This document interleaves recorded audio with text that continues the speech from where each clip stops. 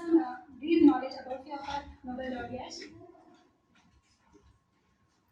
Since 1901 to 2020, we have received total 114 Nobel Prizes in chemistry, out of which only 7 were awarded to women. And Friedrich Sanger was the only scientist who got this Nobel Prize twice. Firstly in the year 1958 for the development of the structure of insulin, and secondly he got in the year 1980 for determining the sequence of nucleic acids. And Friedrich Joliot is the youngest scientist who got the Nobel Prize at the age of 55.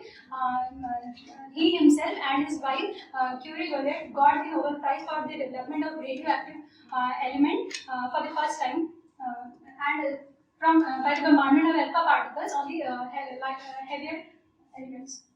And John B. Goodenough is the oldest scientist who got the Nobel Prize recently in 2019 at the age of 97. In 1901, Jacobus Henricus Benthoff got the Nobel Prize for the development of the laws of chemical dynamics and osmotic pressure in solutions. Osmotic pressure was a discovery that is most important to the cell membranes because they use osmotic pressure as the basic principle for the solutions to pass from the semi-permeable membranes. In the year 1903, Arrhenius got the Nobel Prize for the development of the theory electrolytic theory of association. In 1912, Victor Grignard got the Nobel Prize for the development of the most famous reagent, that is Grignard reagent. That reagent is organomagnesium complex. In 1913, Alfred Werner got the Nobel Prize, and he was the first inorganic chemist who got this prize. And he developed the theory in which linkages of molecules, linkage of atoms was described for the first time. And he has given the term primary valency and secondary valency. Primary valency was also known as oxidation state of the complex, and secondary valency is also known as the ordination number. In 1920, Walter Hermann Nernst got the Nobel Prize for the work in thermochemistry. The very well-known Nernst equation was given by him. In his experiment, he took 2 half cells for the redox reaction, and he got the EMF. Firstly, he was using the one solution, but when he tried 2 half cells, then he got the correct EMF for these galvanic cells. And he found out that all the components are responsible for this EMF. In 1923, Fritz Preg got the Nobel Prize for the method of macroanalysis of organic substances. While he was doing experiments, he found that whatever experiments he is doing, he is not getting the accurate results. And then he realized that there is some problem with the microbalance, that he is not able to microbalance the compounds. Then he arranged some lead stand and mortar and temperature constant thermostat. He arranged all the instruments and then weighed the compound, and then he realized that he got only 0.001% of error while weighing 20 grams of substances. In 1930, Hans Fischer got the Nobel Prize for the constitution of hemin and chlorophyll, especially for the synthesis of hemin. Hemin is a crystal form of hemoglobin. And while working on bile, he found that some of the component was a part of him, and he then got the idea for artificial making of hemoglobin. In 1932, Irving Langmuir got the Nobel Prize for surface chemistry. In his experiment, he assumed few of the assumptions, and after the whole experiment, he got the conclusion that in the low pressures, the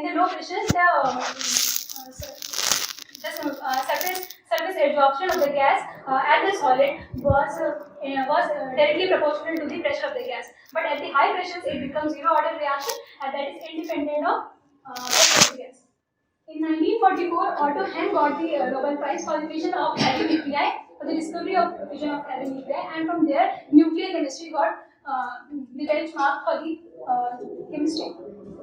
In 1947, Sir Robert Robinson got the Nobel Prize for the investigation of plant products of biological importance, especially alkaloids and also on anthocyanins.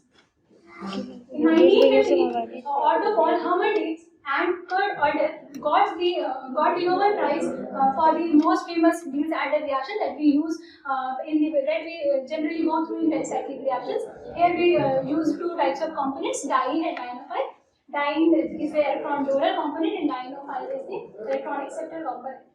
In 1954, Linus Pauling got the Nobel Prize for his research into the formation into the nature of chemical bond, and his main contribution to the inorganic chemistry was that he was working on electronegativity of the metal and the orbital contributions. And through his research work only we can elucidate the structure of complexes.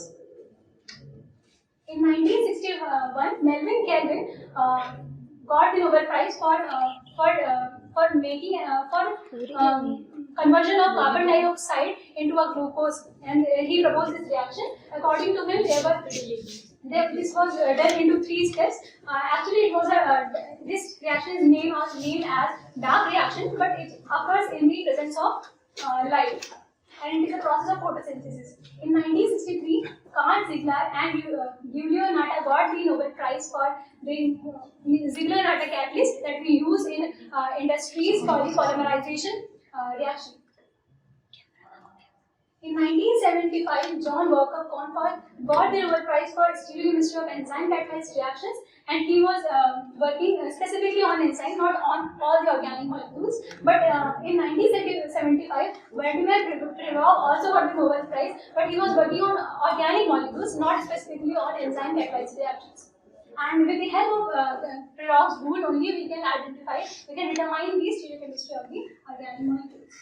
In 1981, Kenichi Fukui and Roald Hoffmann got the Nobel Prize for the development of course of chemical reaction. They both got the Nobel Prize for the same work, but they were working differently. Fukui was majorly focusing on orbital theory. He suggested that when any reactions occur with HOMO and LUMO, that is highest occupied molecular orbital, it transfers the electron to the LUMO, that is lowest unoccupied molecular orbital. And Roald Hoffmann worked parallelly with Fukui only, but he said that if there is no symmetry in the molecule, then what happens? Then he proposed similar reactions, similar assumptions to prove chemical reactions. In 1983, Henry Tobin got the Nobel Prize for the electron transfer reaction, especially in metal complexes. He specifically worked on inner sphere mechanism, where he found that electron transfer does not happen from jumping from one molecule to another. He suggested that there is a bridging molecule, there is bridging ligand that transfers the electron from one compound to another. In 1992, Rudolf A. Marcus got the most famous Marcus theory, and he worked on outer sphere electron mechanism. He suggested that how electrons transfer from one molecule to another. In 1993, Kerry B. Mullis got the Nobel Prize for polymerase chain reaction that we commonly use these days for COVID-19. Polymerase chain reaction is a basic biological principle that from one single DNA strand we can make multiple copies of DNA. In 2001, K. Terry Sharpless got the Nobel Prize for chirally catalyzed oxidation reactions. These reactions were especially done on allylic alcohols, and we can get epoxydated compounds. And in 2005, Yes Chauvin, Robert H. Grubbs, and Richard R. Schrock got the Nobel Prize for the development of metathesis method in organic synthesis. Earlier, this metathesis method they discovered, it was started by Chauvin. He explained the mechanism of metathesis. He clearly explained that what type of metal catalyst can be used for this reaction, but he didn't tell that which catalyst can be used. He only told the type of the metal catalyst.